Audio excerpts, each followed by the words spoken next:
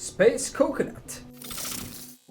Okay, today I'm talking directly to Remi Racine, CEO of Behaviour Interactive, because the devs are deaf to the concerns of players and blind to the simplest solutions to those problems. Before I get into it, do the things that tickle the algorithm to make the overlords happy, and follow me on Twitch if you have nothing better to do. Hey Remi, we enjoy playing Dead by Daylight. Clearly, otherwise you wouldn't have such a successful company. For years, we've stood by and watched as the devs for Dead by Daylight made questionable after questionable decision that make playing the game a chore and an overall frustrating experience. I'm not sure if you play games or not, but games aren't supposed to be frustrating. They're supposed to be fun. Many of the decisions the balance team of Dead by Daylight have been made as if they had no idea how those changes would impact the game. Players of the game often make fun of these individuals because the players with thousands of hours played understand the impact that some changes will have on gameplay just by reading the patch notes. Players with thousands of hours played in the game have suggestion upon suggestion in the official forums on how to fix various issues in the game that benefit all players in one way or another. Recently, Darva, one of the largest content creators for Dead by Daylight, created a video talking about a theoretical patch that would fix some of the largest and most long-standing issues in the game. While the content of his theoretical patch also has issues, the fact remains that this is just one of thousands of players with thousands of hours of experience that are trying to inform the devs of changes that players want and have wanted more urgently than the next DLC or cosmetic dump. These suggestions will most likely be ignored by the developers, and not only is it getting old for players, it's robbing your company of the success it could be having. A while back, I made another video like this for the developers, pointing out the peaks of player activity and attributed them to many very well received and anticipated changes to the game. I suggest you watch that to understand what I'm about to say. Players like well-balanced games. Dead by Daylight is poorly balanced, and it affects the revenue you could be making in a dramatic way. A peak of over 75,000 players in April of 2019 happened because the devs implemented the endgame collapse, a solution to one of Dead by Daylight's most annoying aspects, the hatch standoff. It immediately dropped off because while the end of the match might have been dealt with, the entirety of the rest of the match was then and is still today an issue. This spectacular climb and drop happens every time a change is announced in the game that players have waited for years, only to find that its implementation was sorely lacking. New players are actively driven away from Dead by Daylight by the tremendous barrier to entry and grind created by the current character leveling and blood web for perks system. Veteran players are actively driven away from the game by various issues that aren't taken care of properly, if at all even attempted. Most recently, the PTB revealed perk changes for various perks in the game, one of which had a minute 1% buff in exchange for the removal of an entire attribute of the perk. I don't know if you play the game, but these changes are ridiculous, and your developers spent months of resources working on these changes that players could have warned them would not accomplish the goals they were meaning to.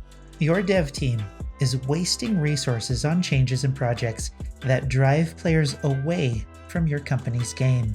The one game that your entire company hinges on for revenue of all your other projects. I'm sure you understand that as a business, this might not be a good thing. Your company, as a whole, would greatly benefit if Dead by Daylight was the success it could be if it wasn't hamstrung by the poor decisions made by the devs that infuriate players and drive them away to play something else. Let me put it this way, depending on what kind of CEO you are, Remi. If you're a quintessential greedy CEO, only interested in the thickness of your wallet and the size of your golf club, you would probably find that it's a good idea if players keep playing your game because they're happy with how it feels to play. Happy players spend more money than unhappy players, and many unhappy players will stop playing your game completely resulting in the loss of a paying player. If you're a goodwill-focused CEO, then you would find that allowing a game that's meant to be fun to deliberately create frustrations is in direct opposition to what a fun game is supposed to be. Frustrating and angering players who absolutely want to love the game but are driven away by the game itself isn't a legacy you would want tied to you or your company.